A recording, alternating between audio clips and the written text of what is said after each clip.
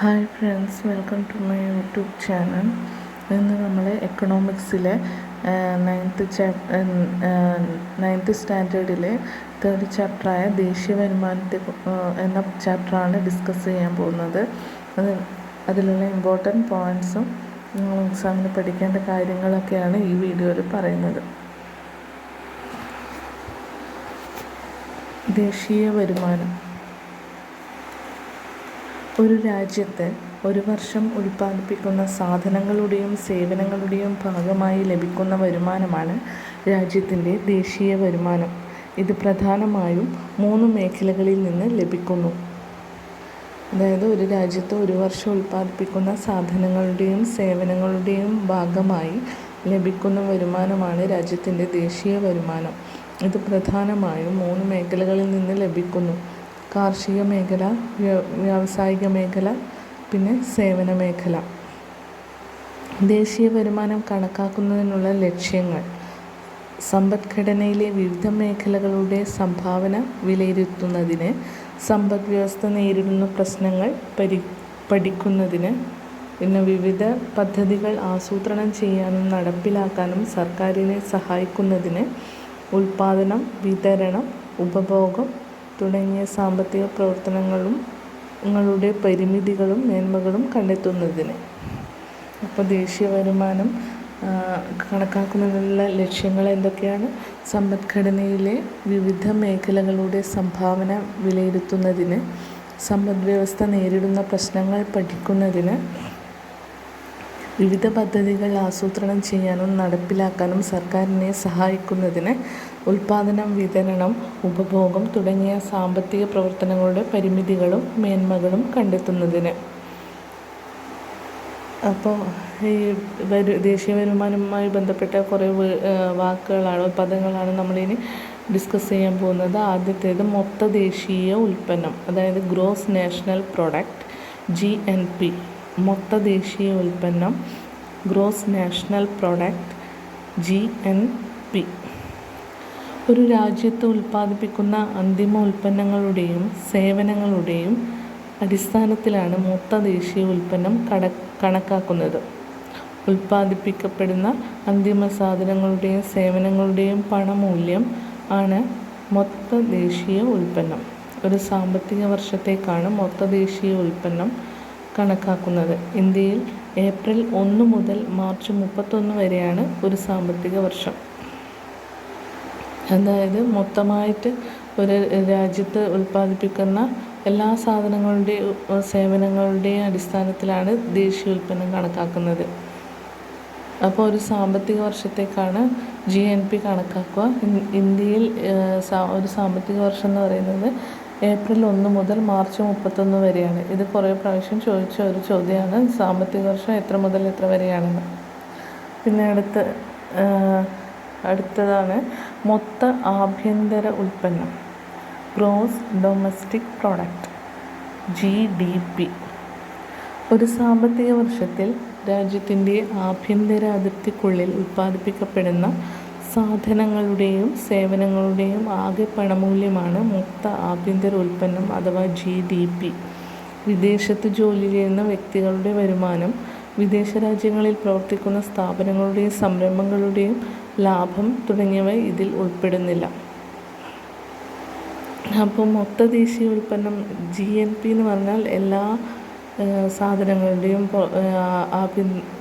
പുറത്തു നിന്നുള്ള വിദേശത്തു നിന്നുള്ള വരുമാനവും ഒക്കെ നമുക്ക് അതിൽ ഉൾപ്പെടും.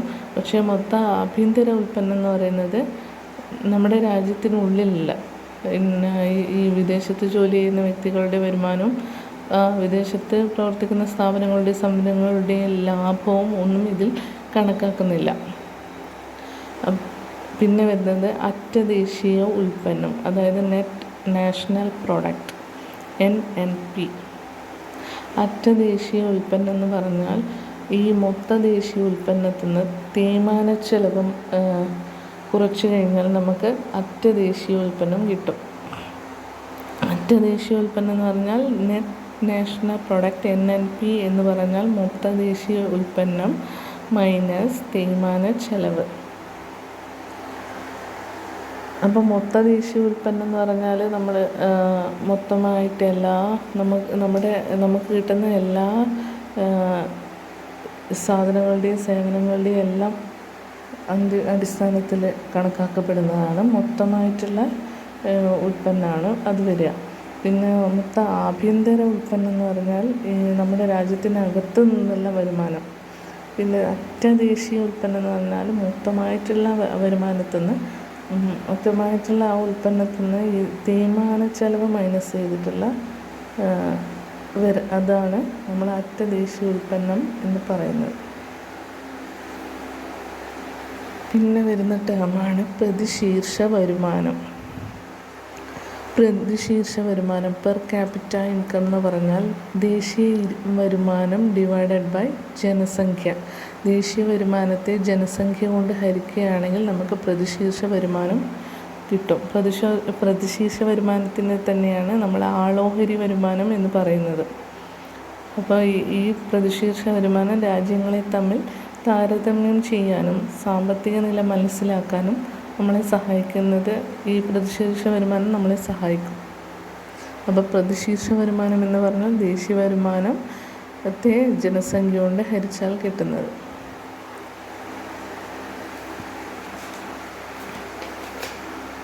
ഇപ്പോൾ നമ്മൾ ഇനി പറയാൻ പോകുന്നത് ദേശീയ വരുമാനം കണക്കാക്കുന്നതിന് 3 രീതികളാണ് നമ്മൾ സ്വീകരിക്കുന്നത്. അതിൽ ഒന്നാമത്തേത് ഉൽപ്പാദന രീതി, രണ്ടാമത്തേത് വരുമാന രീതി, മൂന്നാമത്തേത് ചെലവ് രീതി. അപ്പോൾ ദേശീയ വരുമാനം കണക്കാക്കുന്നതിനുള്ള 3 രീതികൾ ഉൽപ്പാദന രീതി, വരുമാന രീതി, പിന്നെ ചെലവ് രീതി. അതിൽ ഉൽപ്പാദന രീതി എന്ന് പറഞ്ഞാൽ പ്രാഥമിക, ദ്വിതീയ, തൃതീയ മേഖലകളിൽ ഉൽപ്പാദിപ്പിക്കപ്പെടുന്ന സാധനങ്ങളുടെയും സേവനങ്ങളുടെയും ആകെ പണമൂല്യം കണ്ടെത്തി ദേശീയ വരുമാനം കണക്കാക്കുന്ന രീതിയാണ് ഉൽപ്പാദന രീതി. അപ്പോൾ നമ്മൾ പ്രാഥമിക, ദ്വിതീയ, തൃതീയ മേഖലകളെക്കുറിച്ച് പറഞ്ഞു. കാർഷിക, വ്യാവസായിക, സേവന മേഖലകളിൽ അതിൽ നിന്ന് ഉൽപ്പാദിപ്പിക്കപ്പെടുന്ന സാധനങ്ങളുടെയും സേവനങ്ങളുടെയും ആകെ പണമൂല്യം കണ്ടെത്തി ദേശീയ വരുമാനം കണക്കാക്കുന്നു. ദേശീയ വരുമാനത്തിൽ വിവിധ മേഖലകളുടെ പങ്കാളിത്തം എത്രത്തോളം ഉണ്ടെന്നും ഏത് മേഖലയാണ് കൂടുതൽ സംഭാവന ചെയ്യുന്നതെന്നും വിലയിരുത്താൻ ഉൽപ്പാദന രീതി സഹായകമാണ്. ഈ പ്രാഥമിക, ദ്വിതീയ, തൃതീയ മേഖലകളിൽ നിന്ന് ഏത് മേഖലയിൽ നിന്നാണ് കൂടുതലായിട്ട് നമുക്ക് സംഭാവന ലഭിക്കുന്നത് എന്ന് മനസ്സിലാക്കാൻ ഈ ഉൽപ്പാദന രീതി നമ്മളെ സഹായിക്കുന്നു. പിന്നെ വരുന്നത് വരുമാന രീതി. ഈ വരുമാന രീതി എന്ന് പറഞ്ഞാൽ നമ്മൾ ഉൽപ്പാദന ഘടകങ്ങൾക്ക് ലഭിക്കുന്ന പാട്ടം, വേതനം, പലിശ, ലാഭം എന്നിവയുടെ അടിസ്ഥാനത്തിൽ ദേശീയ വരുമാനം കണക്കാക്കുന്ന സമ്പ്രദായമാണ് വരുമാന രീതി. എന്താണെന്ന് വെച്ചാൽ ഓരോ ഉൽപ്പാദന ഘടകത്തിൻ്റെയും ദേശീയ വരുമാനത്തിലുള്ള സംഭാവന വേർതിരിച്ചറിയാൻ ഈ രീതിയിലൂടെ സാധ്യമാണ്.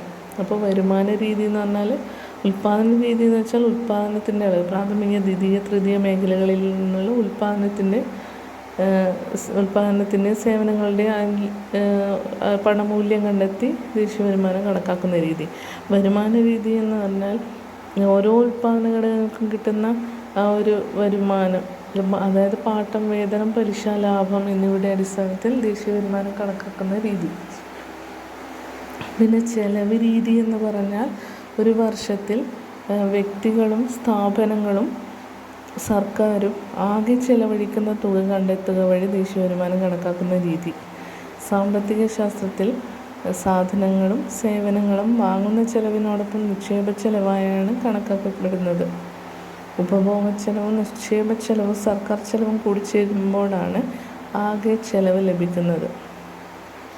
അപ്പോൾ ഒരു ചെലവ് രീതി എന്ന് വെച്ചാൽ വ്യക്തികളും സ്ഥാപനങ്ങളും സർക്കാരും ആകെ ചെലവഴിക്കുന്ന തുക കണ്ടെത്തി ദേശീയ വരുമാനം കണക്കാക്കുന്ന രീതി. അപ്പോൾ ഇന്ത്യയുടെ ദേശീയ വരുമാനം കണക്കാക്കുന്നതിനുള്ള പ്രയാസങ്ങൾ, ബുദ്ധിമുട്ടുകൾ എന്തൊക്കെയാണ്? ഇന്ത്യയിൽ ദേശീയ വരുമാനം കണക്കാക്കുന്നതിന് സെൻട്രൽ സ്റ്റാറ്റിസ്റ്റിക്കൽ ഓഫീസ് CSO ആണ് പ്രധാനമായും ചുമതല ഏൽക്കുന്നത്. അപ്പോൾ സർക്കാരിൻ്റെ ആവശ്യങ്ങൾക്ക് വേണ്ടിയാണ് CSO ദേശീയ വരുമാനം കണക്കാക്കുന്നത്. ജനങ്ങൾ ഏർപ്പെട്ടിരിക്കുന്ന തൊഴിലുകളുടെയും തൊഴിൽ മേഖലകളുടെയും സ്ഥിതി മനസ്സിലാക്കാൻ CSOയുടെ കണക്കുകൾ സഹായിക്കുന്നു. ഉൽപാദന രീതി, വരുമാന രീതി, ചെലവ് രീതി എന്നീ 3 രീതിയിലും CSO ദേശീയ വരുമാനം കണക്കാക്കുന്നു. അതായത് ഇന്ത്യയിലെ ദേശീയ വരുമാനം കണക്കാക്കുന്നത് CSO ആണ്, സെൻട്രൽ സ്റ്റാറ്റിസ്റ്റിക്കൽ ഓഫീസർ. പ്രധാനമായിട്ട് ഒരു ദേശീയ വരുമാനം കണക്കാക്കുന്നത് സർക്കാരിൻ്റെ ആവശ്യത്തിന് വേണ്ടിയിട്ടാണ്. അപ്പോൾ ഉൽപാദന രീതിയും വരുമാന രീതിയും ചെലവ് രീതി എന്നീ 3 രീതിയിലാണ് CSO ദേശീയ വരുമാനം കണക്കാക്കുന്നത്. അപ്പോൾ ഈ ഇന്ത്യയുടെ ദേശീയ വരുമാനം കണക്കാക്കുന്നതിനുള്ള പ്രയാസങ്ങളാണ് ഇനി അടുത്തത് പറയുന്നത്. വിശ്വാസയോഗ്യമായ സ്ഥിതി വിവരക്കണക്കിൻ്റെ അഭാവം. ഉൽപാദന പ്രക്രിയയുടെ വിവിധ ഘട്ടങ്ങളിലൂടെ കടന്നു പോകുമ്പോൾ ഒന്നിലധികം പ്രാവശ്യം സാധനങ്ങളുടെയും സേവനങ്ങളുടെയും പണമൂല്യം കണക്കാക്കപ്പെടാം. പിന്നെ വരുന്നത് വീട്ടമ്മമാരുടെ ഗാർഹിക ജോലി ദേശീയ വരുമാനത്തിൽ കണക്കാക്കുന്നില്ല. ജനങ്ങളുടെ നിരക്ഷരതയും അറിവില്ലായ്മയും സ്ഥിതി വിവരക്കണക്കെടുക്കുന്നതിന് തടസ്സം സൃഷ്ടിക്കുന്നു. സേവനങ്ങളുടെ പണമൂല്യം കണക്കാക്കുന്നതിനുള്ള പ്രായോഗിക ബുദ്ധിമുട്ട് ശരിയായ ദേശീയ വരുമാനം കണക്കാക്കുന്നതിനെ ബാധിക്കുന്നു. ഉപഭോക്താക്കൾ അവരുടെ ചെലവ് കൃത്യമായി രേഖപ്പെടുത്തി സൂക്ഷിക്കാറില്ല. അപ്പോൾ ഈ ഇന്ത്യയുടെ ദേശീയ വരുമാനം കണക്കാക്കുന്നതിനുള്ള പ്രയാസങ്ങൾ: 1, വിശ്വാസയോഗ്യമായ സ്ഥിതി വിവരക്കണക്കിൻ്റെ അഭാവം. പിന്നെ വരുന്നത് ഉൽപാദന പ്രക്രിയയുടെ വിവിധ ഘട്ടങ്ങളിലൂടെ കടന്നു പോകുമ്പോൾ ഒന്നിലധികം പ്രാവശ്യം സാധനങ്ങളുടെയും സേവനങ്ങളുടെയും പണമൂല്യം കണക്കാക്കപ്പെടാം. പിന്നെ വരുന്നത് വീട്ടമ്മമാരുടെ ഗാർഹിക ജോലി ദേശീയ വരുമാനത്തിൽ കണക്കാക്കുന്നില്ല. പിന്നെ ജനങ്ങളുടെ നിരക്ഷരതയും അറിവില്ലായ്മയും സ്ഥിതി വിവരക്കണക്ക് എടുക്കുന്നതിന് തടസ്സം സൃഷ്ടിക്കുന്നു. നെക്സ്റ്റ് വരുന്നത് സേവനങ്ങളുടെ പണമൂല്യം കണക്കാക്കുന്നതിനുള്ള പ്രായോഗിക ബുദ്ധിമുട്ട് ശരിയായ ദേശീയ വരുമാനം കണക്കാക്കുന്നതിനെ ബാധിക്കുന്നു. പിന്നെ ഉപഭോക്താക്കൾ അവരുടെ ചെലവ് കൃത്യമായി രേഖപ്പെടുത്തി സൂക്ഷിക്കാറില്ല. ഇത്രയുമാണ് ഇന്ത്യയുടെ ദേശീയ വരുമാനം കണക്കാക്കുന്നതിനുള്ള പ്രയാസങ്ങൾ. ഇന്ത്യയുടെ ദേശീയ വരുമാനത്തിൽ മുഖ്യ സംഭാവന നൽകുന്നത് തൃതീയ മേഖലയാണ്. അതായത് സേവന മേഖലയാണ് ഇന്ത്യയുടെ ദേശീയ വരുമാനത്തിൽ. അതായത് GDP-യിൽ മുഖ്യ സംഭാവന നൽകുന്നത് തൃതീയ മേഖലയാണ്. അപ്പോൾ പ്രാഥമിക മേഖലയെ പിന്തള്ളി ദ്വിതീയ മേഖലയും തൃതീയ മേഖലയും ദേശീയ വരുമാനത്തിൽ കൂടുതൽ വിഹിതം നൽകുന്നുണ്ട്. പിന്നെ വരുന്നത് അറിവധിഷ്ഠിത മേഖല എന്നതാണ്. അറിവധിഷ്ഠിത മേഖല എന്ന് പറഞ്ഞാൽ ആധുനിക സാങ്കേതിക വിദ്യ ഉപയോഗിച്ച് പ്രവർത്തിക്കുന്ന മേഖലയാണ് അറിവധിഷ്ഠിത മേഖല. അതായത് ബുദ്ധിപരമായ ഭൗതിക മൂലധനത്തിൻ്റെ ഉപയോഗം. ഇവിടെ മൂലധനം ഭൗതിക ഉപയോഗം, ബുദ്ധിപരമായ കഴിവുകൾക്ക് പ്രാധാന്യമുള്ള മേഖലയാണ് അറിവധിഷ്ഠിത മേഖല. അപ്പോൾ ആധുനിക സാങ്കേതിക വിദ്യ ഉപയോഗിച്ചാണ് ഈ ഒരു മേഖല പ്രവർത്തിക്കുന്നത്. അപ്പോൾ നമ്മൾ ഈ ചാപ്റ്ററിൽ പറഞ്ഞത് എന്തൊക്കെയാണ്? ദേശീയ വരുമാനത്തെക്കുറിച്ചാണ്. അപ്പോൾ ദേശീയ വരുമാനം എന്ന് പറഞ്ഞാൽ ഒരു രാജ്യത്ത് ഒരു വർഷം ഉൽപ്പാദിപ്പിക്കുന്ന സാധനങ്ങളുടെയും സേവനങ്ങളുടെയും ഭാഗമായി ലഭിക്കുന്ന വരുമാനമാണ് രാജ്യത്തിൻ്റെ ദേശീയ വരുമാനം. പിന്നെ 3 മേഖലകളിൽ നിന്നാണ് ദേശീയ വരുമാനം ലഭിക്കുന്നത്: കാർഷിക മേഖല, വ്യാവസായിക മേഖല, സേവന മേഖല. ഇത് തന്നെയാണ് പ്രാഥമിക മേഖല, ദ്വിതീയ മേഖല, തൃതീയ മേഖല എന്നറിയപ്പെടുന്നത്. പിന്നെ വരുന്നത് ദേശീയ വരുമാനം കണക്കാക്കുന്നതിനുള്ള ലക്ഷ്യങ്ങൾ പറഞ്ഞു. സമ്പദ്ഘടനയിലെ വിവിധ മേഖലകളുടെ സംഭാവന വിലയിരുത്തുന്നതിന്, സമ്പദ് വ്യവസ്ഥ നേരിടുന്ന പ്രശ്നങ്ങൾ പരിഹരിക്കുന്നതിന്, വിവിധ പദ്ധതികൾ ആസൂത്രണം ചെയ്യാനും നടപ്പിലാക്കാനും സർക്കാരിനെ സഹായിക്കുന്നതിന്, ഉൽപ്പാദനം, വിതരണം, ഉപഭോഗം തുടങ്ങിയ സാമ്പത്തിക പ്രവർത്തനങ്ങളുടെ പരിമിതികളും മേന്മകളും കണ്ടെത്തുന്നതിന്. പിന്നെ പറഞ്ഞ ഈ ദേശീയ വരുമാനവുമായി ബന്ധപ്പെട്ട കുറേ ടേംസ് പറഞ്ഞു. മൊത്ത ദേശീയ ഉൽപ്പന്നം, ഗ്രോസ് നാഷണൽ പ്രോഡക്റ്റ്. അതായത് ഒരു രാജ്യത്ത് ഉൽപ്പാദിപ്പിക്കുന്ന മൊത്ത ഉൽപ്പന്നങ്ങളുടെയും സേവനങ്ങളുടെയും അടിസ്ഥാനത്തിൽ മൊത്ത ദേശീയ ഉൽപ്പന്നം കണക്കാക്കുന്നു. പിന്നെ മൊത്ത ആഭ്യന്തര ഉൽപ്പന്നം എന്ന് പറഞ്ഞാൽ ഈ വിദേശത്ത് നിന്നുള്ള ഉൽപ്പന്നങ്ങളോ അവിടെ പ്രവർത്തിക്കുന്ന സ്ഥാപനങ്ങളുടെയും സംരംഭങ്ങളുടെയും ടെയോ ലാഭം തുടങ്ങിയവ ഉൾപ്പെടാത്ത, അതൊക്കെ ഇല്ലാത്ത, അത് മൈനസ് ചെയ്തിട്ടുള്ള ബാക്കിയുള്ള ഉൽപ്പന്നത്തെയാണ് മൊത്ത ആഭ്യന്തര ഉൽപ്പന്നം എന്ന് പറയുന്നത്. അറ്റദേശീയ ഉൽപ്പന്നം എന്ന് വെച്ചാൽ മൊത്ത ദേശീയ ഉൽപ്പന്നത്തിൽ നിന്നും തേയ്മാന ചെലവ് കുറച്ചിട്ടുള്ള ആ ഒരു ഉൽപ്പന്നത്തെയാണ് അറ്റദേശീയ ഉൽപ്പന്നം എന്ന് പറയുന്നത്. പിന്നെ പ്രതിശീർഷ വരുമാനം, അതായത് ആളോഹരി വരുമാനം എന്ന് പറഞ്ഞാൽ ദേശീയ വരുമാനം ഡിവൈഡഡ് ബൈ ജനസംഖ്യ. ദേശീയ വരുമാനത്തെ ജനസംഖ്യ കൊണ്ട് ഹരിച്ചു കഴിഞ്ഞാൽ നമുക്ക് പ്രതിശീർഷ വരുമാനം കിട്ടും. ഇത് രാജ്യങ്ങൾ തമ്മിൽ താരതമ്യം ചെയ്യാനും സാമ്പത്തിക നില മനസ്സിലാക്കാനും നമ്മളെ സഹായിക്കുന്നു. പിന്നെ വരുന്നത് ഈ ദേശീയ വരുമാനം കണക്കാക്കുന്നതിനുള്ള 3 രീതികളാണ്. ഉൽപ്പാദന രീതി, പിന്നെ വരുന്നത് വരുമാന രീതി, ചെലവ് രീതി. ഉൽപ്പാദന രീതിയിൽ വരുന്നത് പ്രാഥമിക, ദ്വിതീയ, തൃതീയ മേഖലകളിൽ ഉൽപ്പാദിപ്പിക്കപ്പെടുന്ന സാധനങ്ങളുടെയും സേവനങ്ങളുടെയും ആകെ പണമൂല്യം കണ്ടെത്തി ദേശീയ വരുമാനം കണക്കാക്കുന്നു. പിന്നെ വരുമാന രീതിയിൽ വരുന്നത് ഉൽപ്പാദന ഘടകങ്ങൾക്ക് ലഭിക്കുന്ന വരുമാനം, അതായത് പാട്ടം, വേതനം, പലിശ, ലാഭം എന്നിവയുടെ അടിസ്ഥാനത്തിൽ ദേശീയ വരുമാനം കണക്കാക്കുന്നു. പിന്നെ ചെലവ് രീതി എന്ന് പറഞ്ഞാൽ ഒരു വർഷത്തിൽ വ്യക്തികളും സ്ഥാപനങ്ങളും സർക്കാരും ആകെ ചെലവഴിക്കുന്ന തുക കണ്ടെത്തി ദേശീയ വരുമാനം കണക്കാക്കുന്നു. പിന്നെ ഇന്ത്യയുടെ ദേശീയ വരുമാനം കണക്കാക്കുന്നത് എന്ന് വെച്ചാൽ CSO ആണ്, സെൻട്രൽ സ്റ്റാറ്റിസ്റ്റിക്കൽ ഓഫീസ്. അപ്പോൾ ഈ CSO ഈ സർക്കാരിൻ്റെ ആവശ്യങ്ങൾക്ക് വേണ്ടിയാണ് സാധാരണ ദേശീയ വരുമാനം കണക്കാക്കപ്പെടുന്നത്. ഇവർ ഉൽപ്പാദന രീതി, വരുമാന രീതി, ചെലവ് രീതി എന്ന 3 രീതിയിലും CSO ദേശീയ വരുമാനം കണക്കാക്കുന്നു. അപ്പോൾ ഇന്ത്യയുടെ ദേശീയ വരുമാനം കണക്കാക്കുന്നതിനുള്ള പ്രയാസം എന്ന് പറഞ്ഞാൽ വിശ്വാസയോഗ്യമായ സ്ഥിതിവിവരക്കണക്കിൻ്റെ അഭാവം, ഉൽപ്പാദന പ്രക്രിയയുടെ വിവിധ ഘട്ടങ്ങളിലൂടെ കടന്നു പോകുമ്പോൾ ഒന്നിലധികം പ്രാവശ്യം സാധനങ്ങളുടെയും സേവനങ്ങളുടെയും പണമൂല്യം കണക്കാക്കപ്പെടാം. വീട്ടമ്മമാരുടെ ഗാർഹിക ജോലി ദേശീയ വരുമാനത്തിൽ കണക്കാക്കുന്നില്ല. ജനങ്ങളുടെ നിരക്ഷരതയും അറിവില്ലായ്മയും സ്ഥിതിവിവരക്കണക്കെടുക്കുന്നതിന് തടസ്സം സൃഷ്ടിക്കുന്നു. സേവനങ്ങളുടെ പണമൂല്യം കണക്കാക്കുന്നതിനുള്ള പ്രായോഗിക ബുദ്ധിമുട്ട് ശരിയായ ദേശീയ വരുമാനം കണക്കാക്കുന്നതിനെ ബാധിക്കുന്നു. ഉപഭോക്താക്കൾ അവരുടെ ചെലവ് കൃത്യമായി രേഖപ്പെടുത്തി സൂക്ഷിക്കാറില്ല. അപ്പോൾ ഇന്ത്യയുടെ ദേശീയ വരുമാനത്തിൽ GDPയിൽ മുഖ്യ സംഭാവന നൽകുന്നത് തൃതീയ മേഖല, അതായത് സേവന മേഖലയാണ്. അവസാനം പറഞ്ഞത് അറിവധിഷ്ഠിത മേഖലയെക്കുറിച്ചാണ്. അറിവധിഷ്ഠിത മേഖല എന്ന് പറഞ്ഞാൽ ആധുനിക സാങ്കേതിക വിദ്യ ഉപയോഗിച്ച്, അതായത് ബുദ്ധിപരമായ കഴിവുകളെ പ്രോത്സാഹിപ്പിക്കുന്ന മേഖല. ഭൗതിക മൂലധനത്തിൻ്റെ